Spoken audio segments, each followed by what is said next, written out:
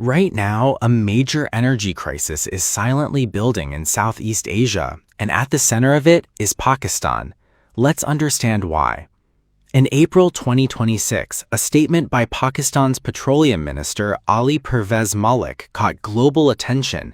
He openly admitted that the country has no strategic oil reserves. That means there is no specially stored oil to use during emergencies. He also stated that the current crude oil stock will last only 5 to 7 days. This is not a small issue. It puts the country's entire energy security into question. Looking at Pakistan's current situation, reports suggest that even refined fuel stock is available only for about 20 days. That means if the supply chain is disrupted even slightly, the country could directly fall into a major crisis. At the same time, reports indicate increasing power cuts in several regions. In rural areas, even blackouts are happening. If the situation worsens further, there are concerns that fuel rationing may be introduced in the future. Some experts even say that restrictions similar to those during COVID could be implemented. When we look at the main reasons behind this crisis, the biggest factor is Pakistan's heavy dependence on imports. The country's own crude production is very low, so it completely relies on oil supplies coming from foreign countries.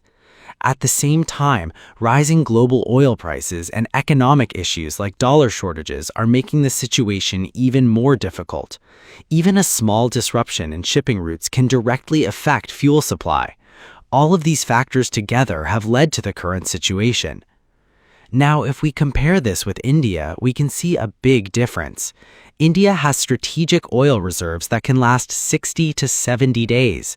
Through government-controlled underground storage facilities, India is prepared to maintain supply even during emergency situations. That means even if a major crisis occurs, India does not need to panic immediately because it has enough buffer time. But in Pakistan's case, it is not like that. Since there are no strategic reserves, the impact will be immediate. Now, the next big question is, what will Pakistan do? In the short term, they may try to increase emergency imports. They may also seek help from countries like Saudi Arabia. At the same time, fuel rationing could be introduced, meaning limits on how much fuel people can use. Another possibility is imposing restrictions to reduce consumption. But what is the long-term solution? That is the most important part.